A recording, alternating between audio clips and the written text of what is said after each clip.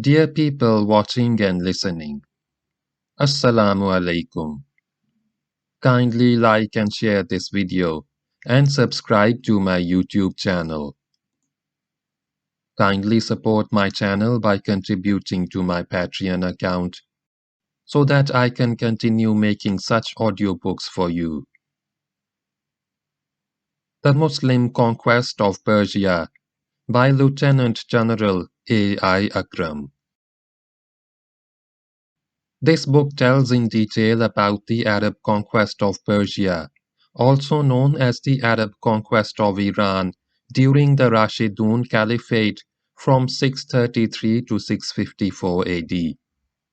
This conquest brought the fall of the Sassanid Empire, which was in power for over 4 centuries, while rivaling its neighbor, the Eastern Roman Empire of Byzantine.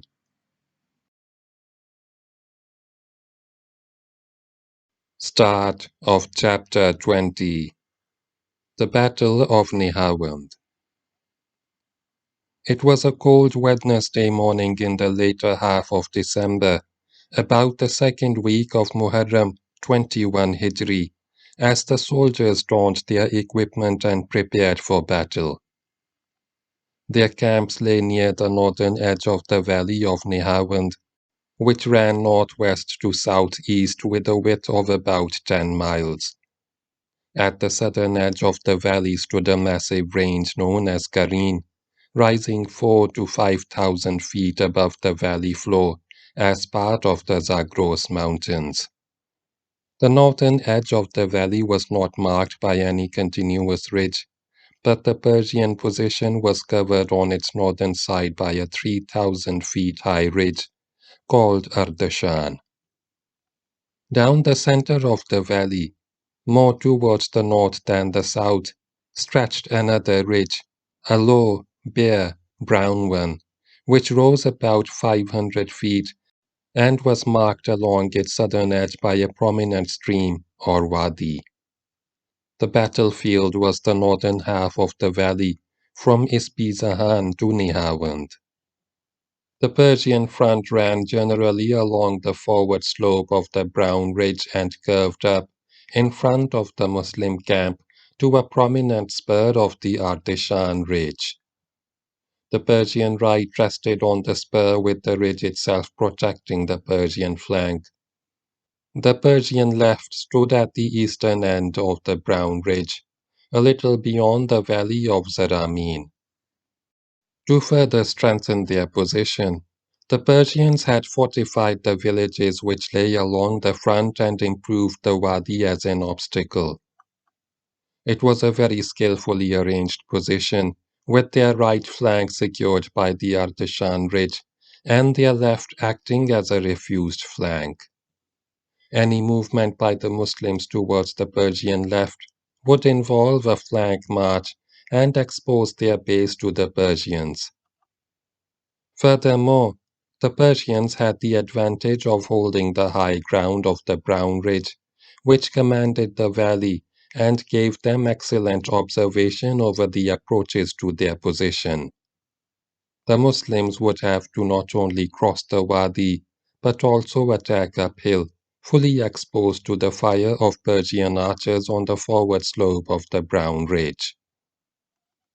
In front of their forward line and behind the wadi, the Persians planted a belt of iron caltrops to lame the attackers' horses, a belt which stretched like a minefield of today from one edge of the front to the other. A few caltrops were also thrown haphazardly in front of the wadi, one of which injured the hoof of a Muslim scout's horse and stuck in it.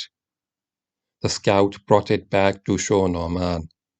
Behind the obstacle belt, the Persian army stood ready for battle with the infantry bound to each other in chains, which were of 3 lengths, to hold 5, 7, and 10 men together. Equipped with splendid weapons and bound with shining chains, the Persian host looked, in the words of Mughira bin Shu'bah, like a mountain of iron. There was nothing the Muslims could do about the Persian front. There was no weakness which they could exploit, no tactical error which they could turn to their advantage. It was obvious that no outflanking movement would be possible, and it would have to be a frontal clash of arms. Consequently, the Muslims did the only thing that was possible. They deployed along the front of the Persian army, on their side of the Wadi, from the spur of the Ardeshan ridge to the village of Zaramin.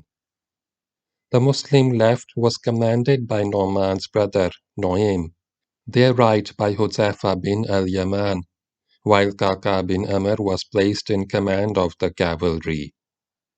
Opposing them, the commanders of the Persian wings were Zardak and Bahman, and the imperial reserve was commanded by Anushak.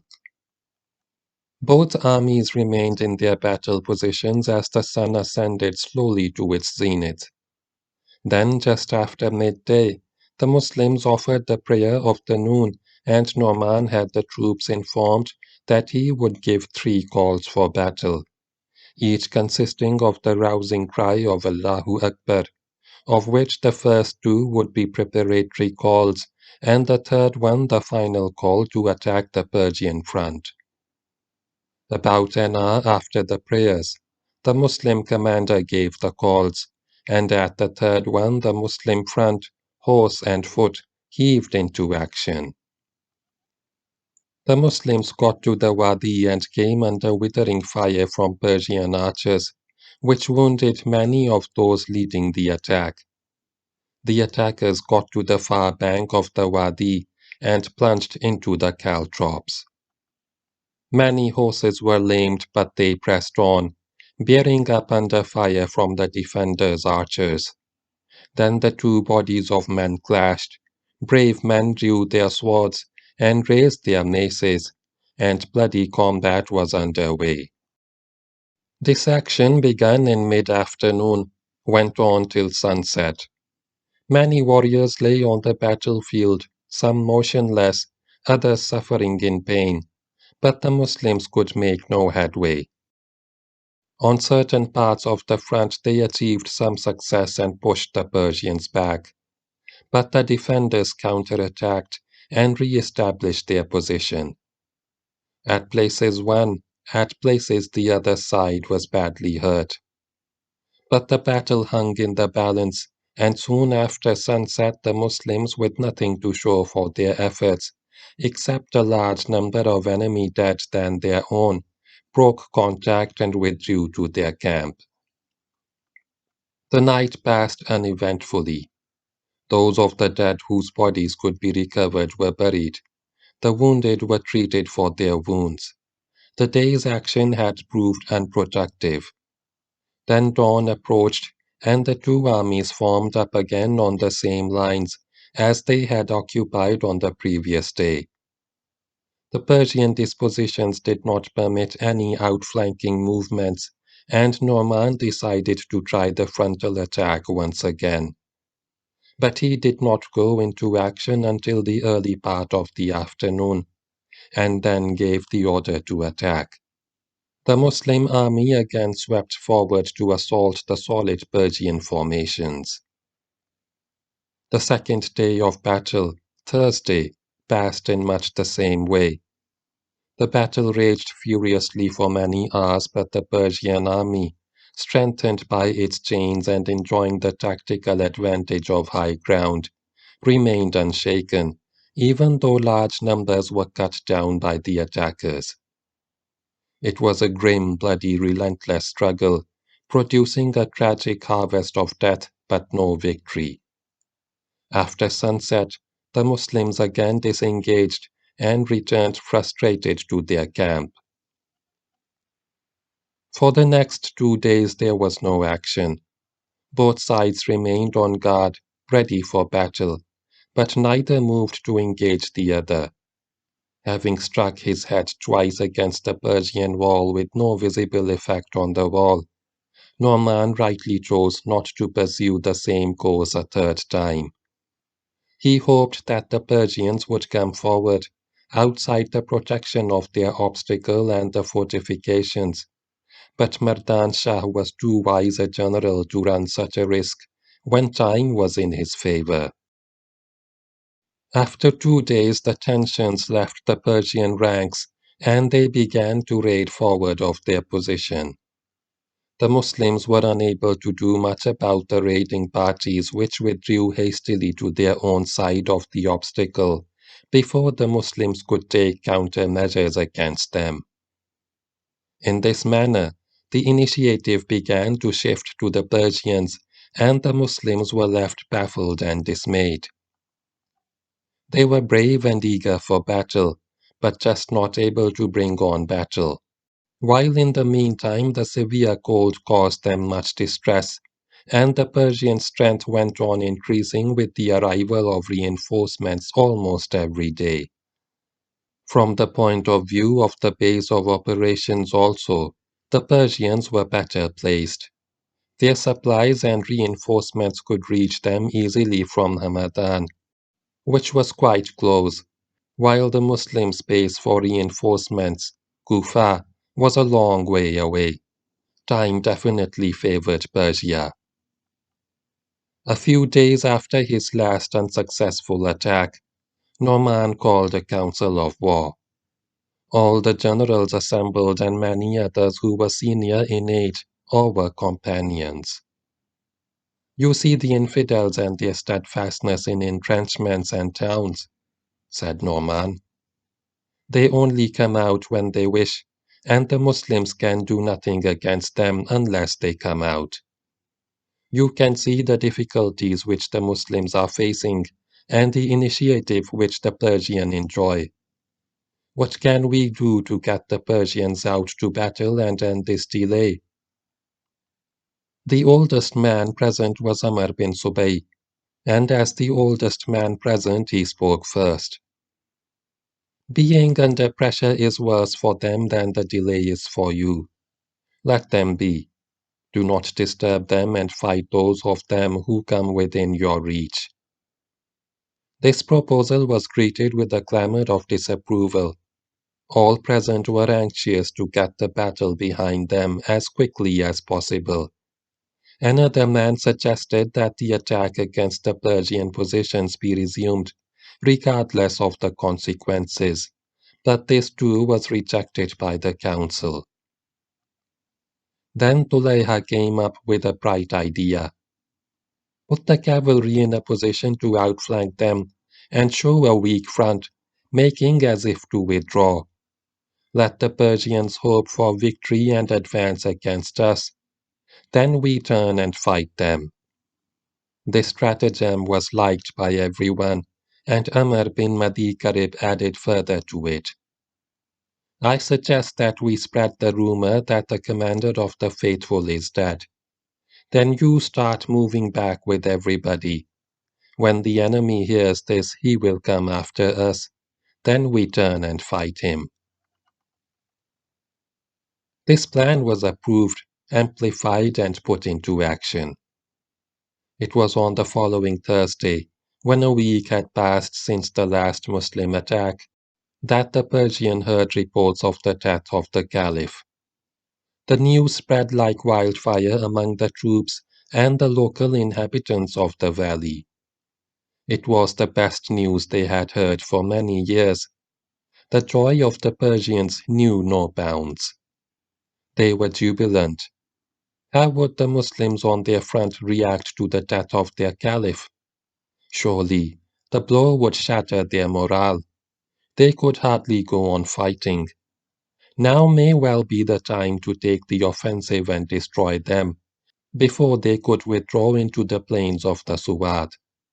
The new situation gave a tremendous boost to Persian spirits. As Friday dawned, Persian scouts reported that the Muslim outposts which had faced them across the Wadi were no longer there. This was followed by reports of hectic activity in the Muslim camp, where tents were being struck and baggage loaded on the camels. Some men were even seen marching westwards. Mardan Shah read the signs right, as any seasoned and sound general could do. The picture was perfect, Every piece of intelligence fitted neatly into it. Now was the time to strike against the invaders of the empire and put paid to their account. And this would be a perfect conclusion to the battle. First fighting defensively to blunt the Muslim attack and wear them down, and then taking the counter-offensive when the Muslims were vulnerable and off balance. According to plans already formulated, several gaps were opened in the caltrop belt on the Persian right, the caltrops being just swept aside, and Persian army began to cross the obstacle in several columns. Its strength was about 50,000 men, but not all of them could take as part in this sally. The leading elements of each column stopped a short distance beyond the obstacle, so that the rest of the column could catch up. It was Mardan Shah's intention to form up for battle beyond the obstacle, and attack the Muslims with the bulk of his army in one single action, thus achieving maximum superiority of strength at the time and place of engagement. While they were forming up, the Persians saw the Muslims hastily deploying in the valley to face them. This too fitted into the picture. The Muslims were obviously preparing to beat off the unexpected Persian attack so that they would not be caught on the run, and would then continue their retreat unmolested. Well, Mardan Shah would show them, but just in case the fighting turned more serious than he anticipated, and his men began to look over their shoulders, he had the caltrop belt restored to its full effectiveness, with all gaps filled. It was now an obstacle behind the Persians, and as a future element of strength to ensure against weakness, the Persian infantry put on its chains. About 2 hours before midday, the Persian army, formed in perfect battle order, began to move forward like a monstrous carpet of iron. The Muslims stood still. As the Persians got within bow range of their adversaries, they stopped, and the archers opened up with their bows. The Muslim plan had gone as designed. The Persians had swallowed the bait. As they had begun to form up on the Muslim side of the obstacle, Norman had quickly thrown his army into battle formation on the same pattern as before, but with different commanders of wings. Ashas bin Qais on the left, and Mughira bin Shoba on the right. Kaka was already in position with a strong cavalry group on the left, obscured from the Persians by the high ground, which stretched like a saddle from the western edge of the Ardashan ridge. Hudhaifa and Norman's brothers, Noaim and Suwaid, were kept in the center as reserve officers for use as required. Norman had a premonition of what fate had in store for him in this battle, and had given orders. If I am killed, your commander will be Hudhaifa bin al-Yaman. If he is killed, Jarir bin Abdullah. If he is killed, Qais bin Makshu. And so he named several officers who would follow in command of a total of 7, the last of whom was Mughira bin Shoba. This was a change in the order given by Umar radiallahu ta'ala anhu, who had placed Mughira as the 4th in command, and Mughira did not take kindly to his demotion. But he had no option but to accept the orders of the army commander. When the Persians began to cross the obstacle and get into battle formation, Mughira observed these movements closely. He had a very sharp sense of opportunity, and his keen eye at once grasped the possibilities which the Persians offered while preparing for battle. He came galloping to Norman from his right wing and asked, "What do you intend to do?" "When it is past noon," replied Norman, I shall fight them, for I have seen the Messenger of Allah sallallahu alaihi wasallam prefer this time. If I were in your place, I would hasten to fight them. If you hasten to fight them, may Allah not blacken your face. Mughira was irritated by Norman's refusal to exploit the unbalanced state of the Persians. I never saw such sluggishness in command as today, he said to Norman angrily. We are letting the enemy form his ranks and not hurrying up against him. By Allah, if I were in command, I would attack them at once. Norman continued to deal gently with Mughira. May Allah show you many days like this one. Let not the waiting irk you. By Allah, nothing prevents me from starting the attack except something which I learned from the Messenger of Allah, sallallahu alaihi wasallam. When he had to fight, he would not attack during the first part of the day, and would not hasten battle until the time had come for the noon prayer, and the wind had begun to blow. Only that prevents me from starting combat.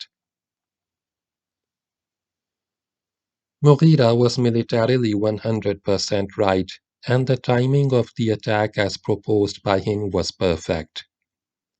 But this was a matter of judgment and the exercise of reason, while Norman was relying not on reason but on the merit, which he hoped to gain by following in the footsteps of the Holy Prophet, sallallahu alaihi wasallam.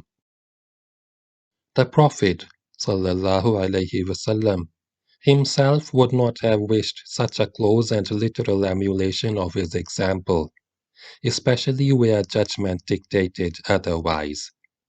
But so deep was the impact of his personality upon his companions that many of them would follow his example blindly, even in matters of form. No man would do what the Holy Prophet did, sallallahu alaihi wasallam, and that was that. However, Mughira tried once more to taunt him into action. If I were in command, I would know what to do. Steady, replied Norman, without showing any anger. Allah will not disgrace us, and we hope to attain by waiting what you wish to attain by haste. He then raised his hands in supplication and prayed, O Lord, cool my eyes today with the victory which brings honor to Islam and disgrace to the infidels, and then take me to thyself as a martyr. The phrase, cooling the eyes, meant making one happy. Those present said Amin with tears in their eyes. All this happened while the Persians were forming up on the west side of the Caltrop belt. Then the Persians began to advance, and getting within bow range subjected their adversaries to a merciless barrage of arrows. The Muslims stood motionless and used their shields to protect themselves. But in spite of this, many were wounded. Their archers were helpless because Persian bows had a longer range, while the Persian arrows were bigger and more deadly. The Persian fire was accurate and increased in intensity until most of the Muslim soldiers became impatient to escape the torment of the arrows by closing up with the Persians and engaging them in hand-to-hand combat. Some of them rushed to Norman and complained against their inaction. Steady, steady, replied Norman.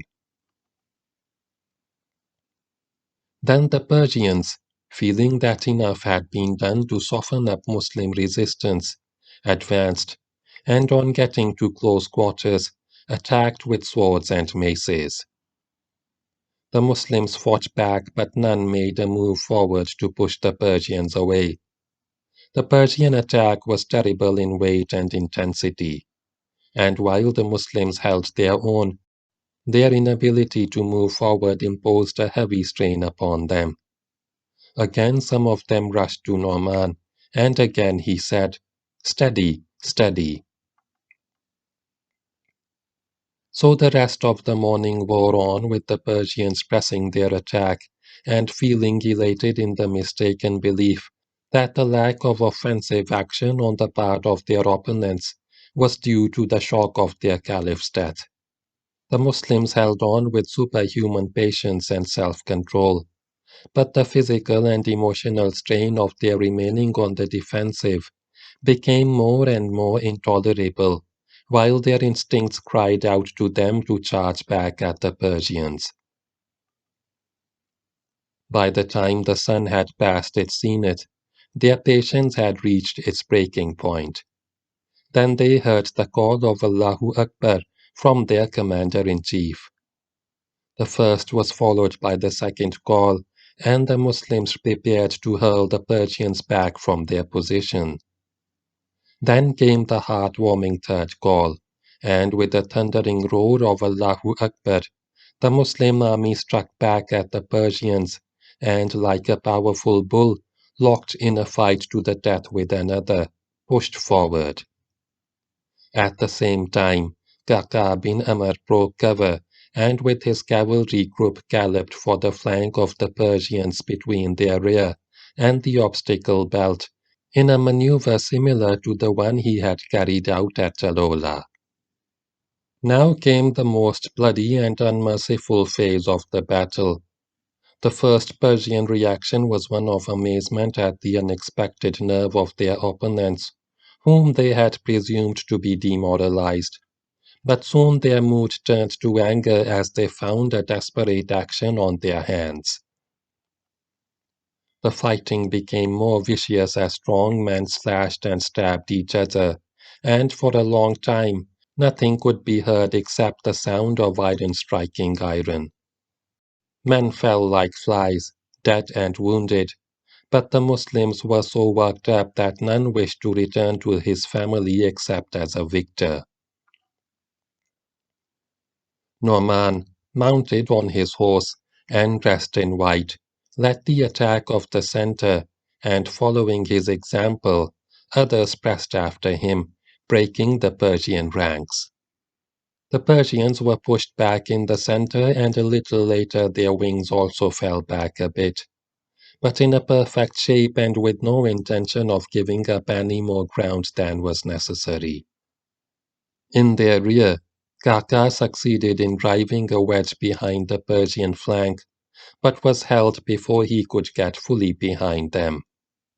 The Persian army fought with desperate courage to starve off defeat and regain the initiative. The time for generalship had passed. It was now up to the soldiers to put every ounce of energy and every bit of courage into the fight and destroy their hated adversaries. And this they did, in an action which recalled to the veterans of Qadisiyah the most bloody part of Qadisiyah. Sometime in the middle of the afternoon, the battle reached its climax. The Muslim wings under Mughira bin Shoba and Ashas bin Qais, and the center under Norman, all three groups led in person by their general, pushed hard against the corresponding Persia formations. Kaka struck fiercely against the Persian flank in order to break through and get behind them, but was held by the Persians who struggled tenaciously to keep their rear clear of the Muslims. Meanwhile, the battlefield was soaked with blood, with earth turning into red slush in which often horses and men would slip and fall. At last the first sign of success became apparent, and the two locked fronts began to move towards the obstacle. Then suddenly Norman was struck in his side by an arrow. The next instant his horse slipped in the blood-soaked mud and fell, taking its noble rider down with it. Noaim and Sowaid rushed to their stricken brother. He was alive but unconscious, the arrow embedding deep in his side. A few others also gathered around him. They decided to conceal the news from the army until the battle was over. The brothers covered him with his cloak so that no one would know who was laying there, and all agreed not to say a word about the loss of their commander. Noaim grasped the army standard and took his place in the center as if he was no man, and the battle went on with the army unaware of his loss. The advance of the army of Islam continued slowly and steadily against a stubborn enemy who fought for every inch of ground. Mardan Shah was still convinced that Muslim aggressiveness was a passing phase and would end, after which he would strike again and slaughter his foes. At his urging, the Persians fought with courage of desperation and made the Muslims pay heavily for their limited success. The chains made the Persians more steady, holding them together and discouraging flight. On the flank too they held the attack of Kaka, knowing that if he were to achieve his object, all would be lost. The afternoon wore on, hour after painful hour. The soldiers, driven by frenzy to perform superhuman feats of courage and endurance. But by late afternoon the balance had tilted clearly in the favor of the Muslims. Shortly before sunset, the Persian resistance began to weaken and the Muslims, impervious to fatigue and scenting victory, struck with greater violence against the army of chains.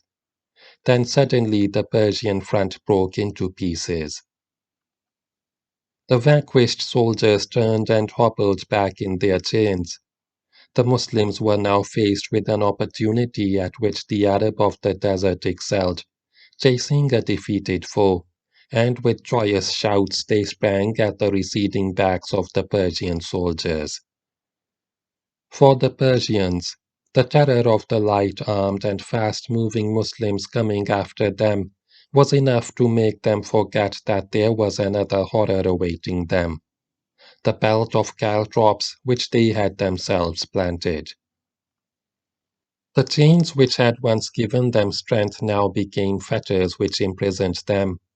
Where one fell, several were halted and easily cut down, and as the Muslims intensified their assault, the disciplined army of Persia turned into a rabble with no order or organization and no control by its officers. Many turned and fought bravely to stem the tide, preferring an honorable death to a dishonorable retreat. But the bulk of the army staggered on, driven by a blind desire to get away from it all.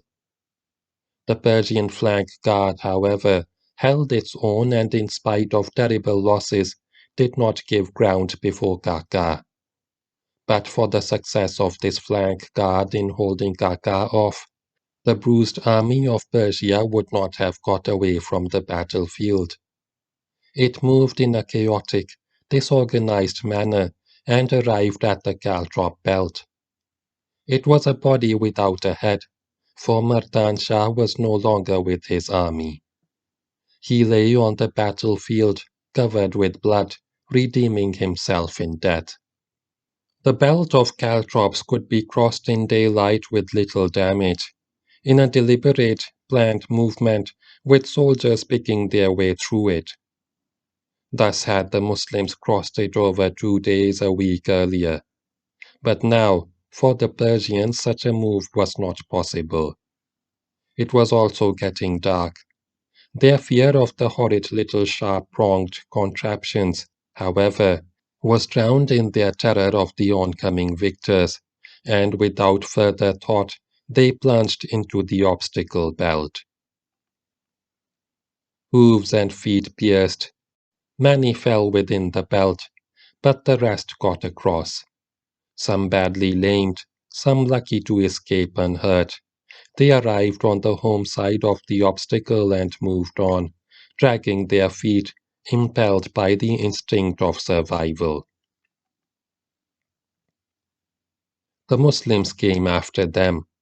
The obstacle gave little trouble because most of the caltrops had been picked up by the hooves of the Persian horses and the feet of the Persian soldiers.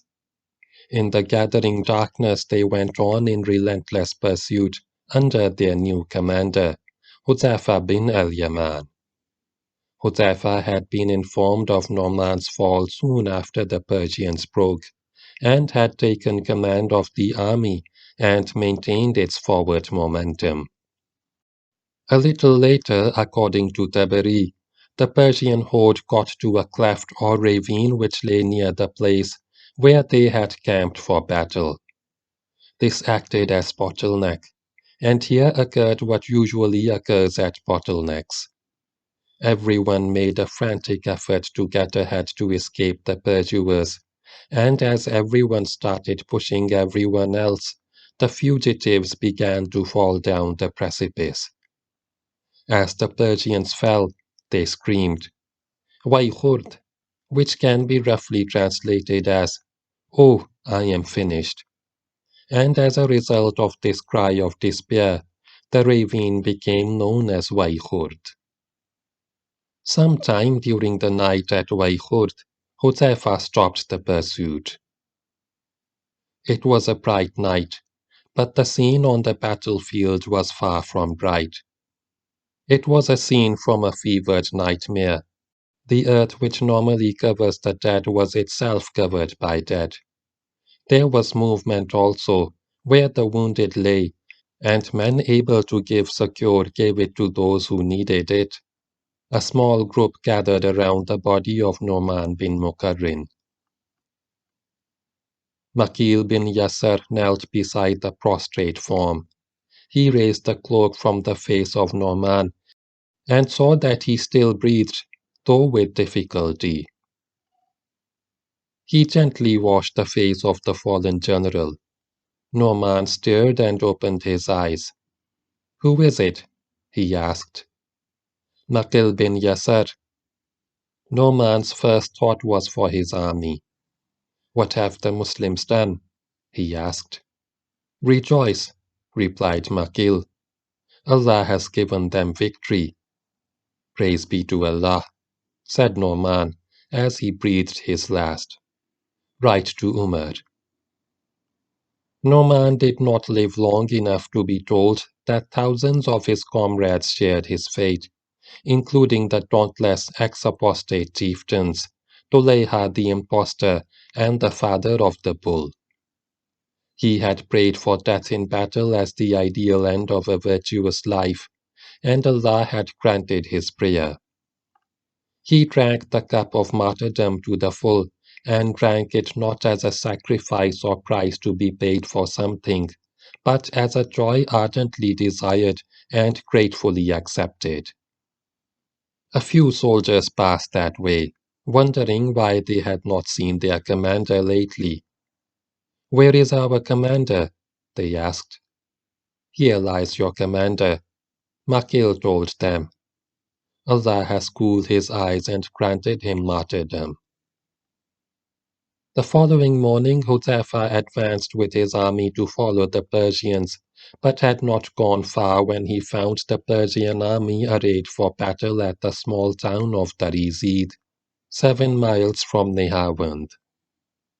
The Persians were an impressive sight, and the way they stood in the path of the Muslims gave no hint of a beaten army. They looked fresh and aggressive under their new commander, Dinar, and every bit a hard-fighting army. Huzaifa decided to give them a hard fight.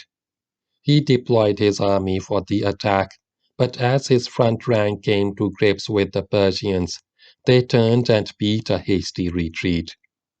This was actually only part of the army which Dinar had used to put up a show of resistance in order to delay the Muslims and gain time for the withdrawal of the bulk of his force and for preparing a more stubborn defense at Nihawand itself. The Muslims advanced again and found the Persians at Nihawand, safe behind the walls of the city. They invested the city. Over the next few days the Persians made a few half-hearted sallies, but soon lost hope of success. Dinar offered to surrender unconditionally, and this was accepted by Huzaifa, after which those of the Persians who were in Nihawand laid down their arms.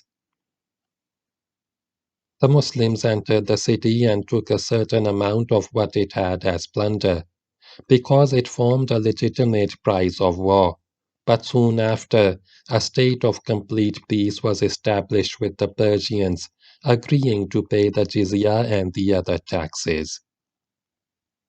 Thus ended the Battle of Nihawand, fought over 2 weeks in Muharram, 21 Hijri, that is December 641 or January 642. But quite a large part of the Persian army was not in Nihawand. This part had maintained its withdrawal towards Hamadan, and as soon as Huzaifa came to know of this, he sent a column in pursuit under Noaim bin Muqarrin and Kaka bin Amr. The column moved faster than the Persians, who were in poor condition, and caught up with their rearmost elements a little short of Hamadan. The appearance of the Muslims upon their heels gave wings to the fugitives, who moved very fast and got to Hamadan before many could be cut down. But a large mule train carrying baggage fell into the hands of the pursuers. Noaim placed his troops at various strategic places around the city of Hamadan, while treating the neighboring countryside as a prize of war. But hardly had the Muslims settled down in their posts when the Persian commander of Hamadan offered to surrender and pay the jizya. The Persian general here was Khosrow Shanum, who had fought and survived at Qadisiyah and Qasr Shirin.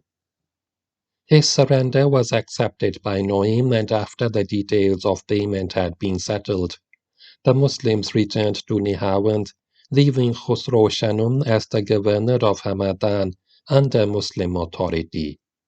Soon after this, other districts in the region of Hamadan and Nihawand came to know that the inhabitants of the two cities had ended their troubles and won a generous peace from the conquerors by surrendering voluntarily, and they also offered themselves as willing subjects of the new state of Islam.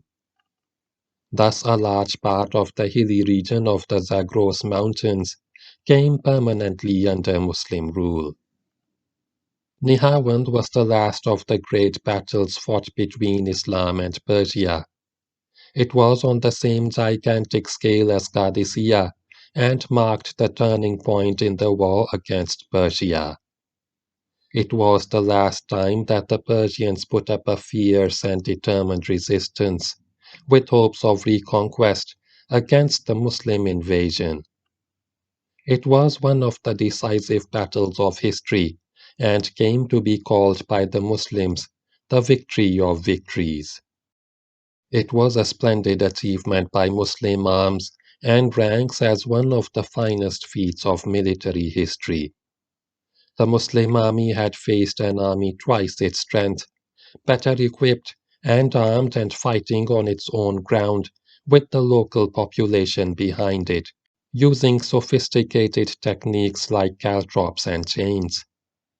And with all this, the bigger army was defeated, not only by the courage and fighting skill of the Muslim soldiers, but also the brilliant tactics employed by them, the stratagem proposed by Tulayha and Amr bin Madi Karib, and efficiently put into execution by the Muslim generals.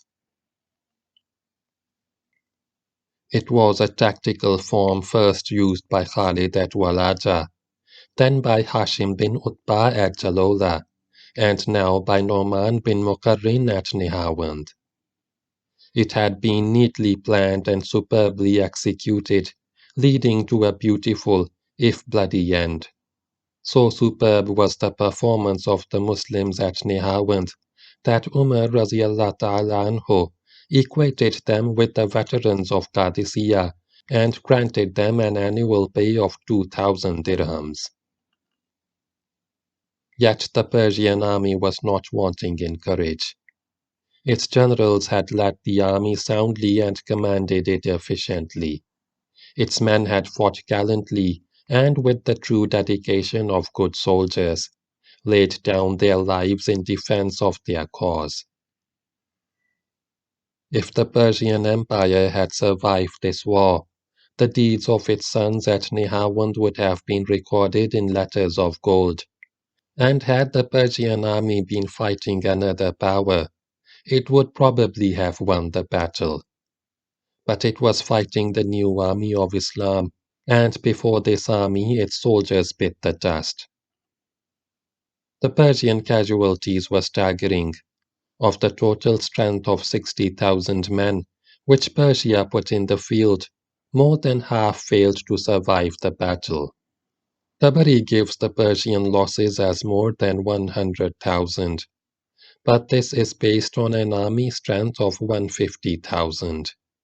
Since I accept Balazuri's figure of an army strength of 60,000 as more accurate, it is safe to assume that about 40,000 Persians lost their lives in this battle. Of this number, more than half perished in the ravine of Waikhurt, and of the remainder more than half fell on the main battlefield, while the rest were killed in the follow-up and pursuit. No figures are available to show the Muslim losses, but they are believed to have been considerable. Quite a large number of Persians were also taken prisoner, which meant that they became slaves, and these included a man named Feroz, who had in earlier years been taken into slavery by the Romans. This was the second such misfortune of his life, and he mourned bitterly. Umar has eaten my heart.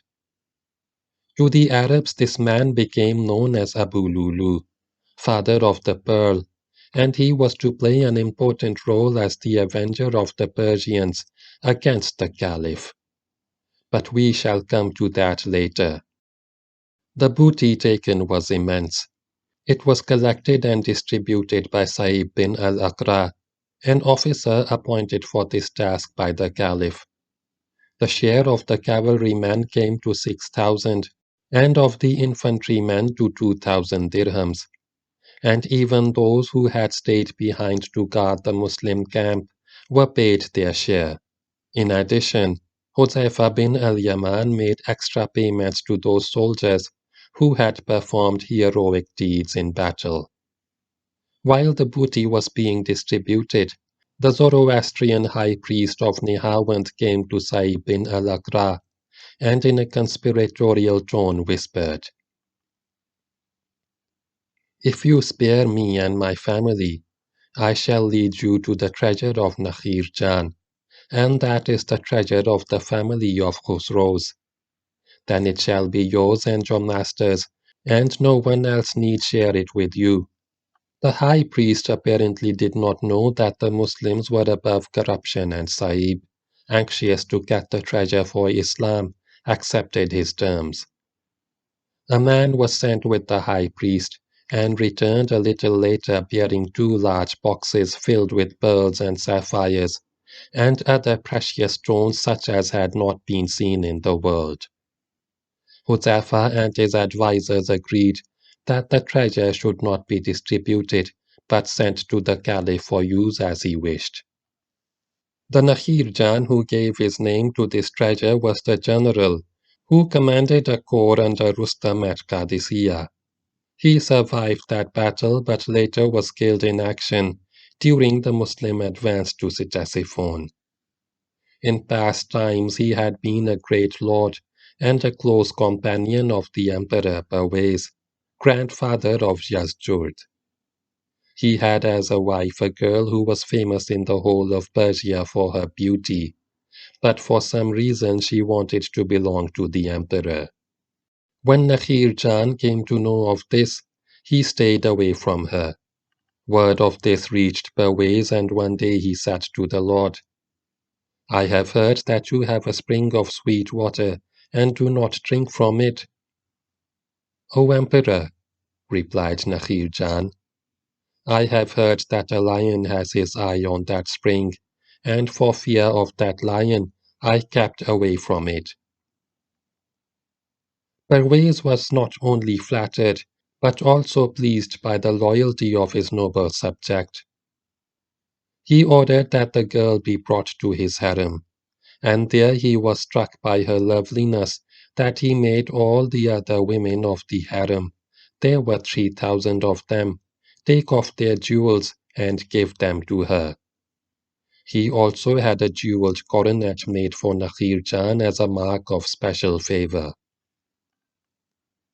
This treasure remained with the children of the girl and for some reason became known as the treasure of Nakhir Jan. And this treasure came into Muslim hands after the Battle of Nihawand. After the battle, while the siege of Nihawand was in progress, the Muslim martyrs were buried. Many had been buried already during the earlier phases of battle, most of them near the Muslim camp where the village of Saad Waqas stands today. But those who fell on the last decisive day of battle and during the follow-up of the Persian retreat were carried forward to a place 4 miles short of Nihawand and buried at the northern edge of the valley. This was the main graveyard, now marked by a shrine known as Baba Pire. Noman himself was buried a little apart from the others, on a slope just above the valley floor. But there is no graveyard anywhere today, and the location of only 2 important graves is known.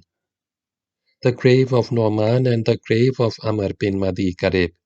The latter is no more than a heap of stones on a bit of high ground beside the village of Layli Yadgar, 2 miles west of Saad Waqas. These brave and true men, these distinguished leaders of an invincible army, lie utterly undisturbed. They could have been the humblest soldiers of their land. Over the grave of Noman a simple, small brick structure has been raised, though this must have been made a long time ago to remind people that he was not a complete nobody.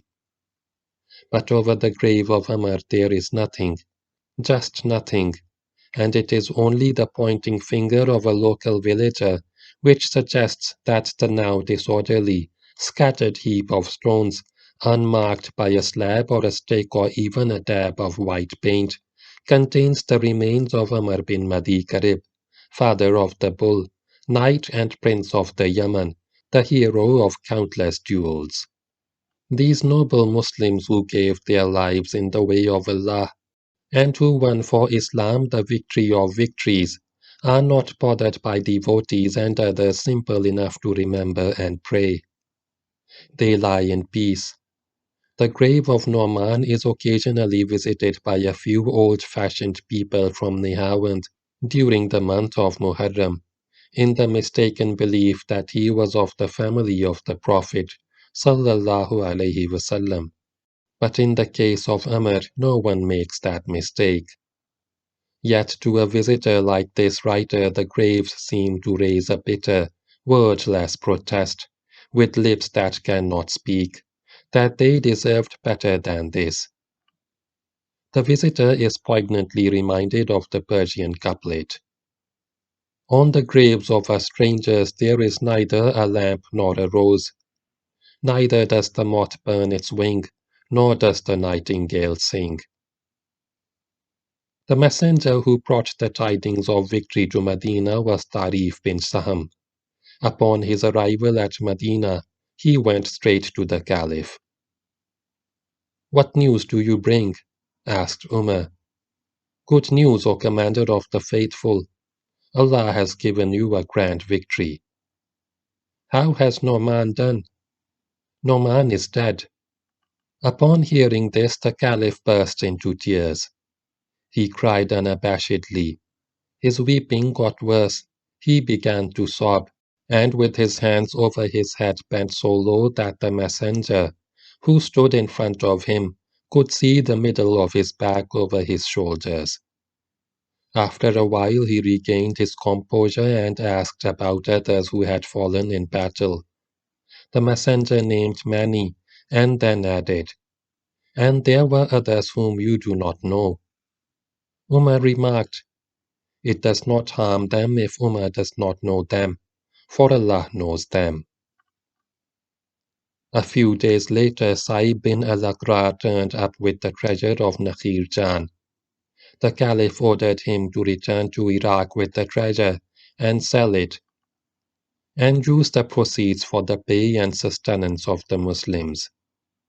Sa'ib returned to Kufa and gave the treasure to an Arab of the Bani Makhzum, named Amr bin Haris, in return for 2 million dirhams.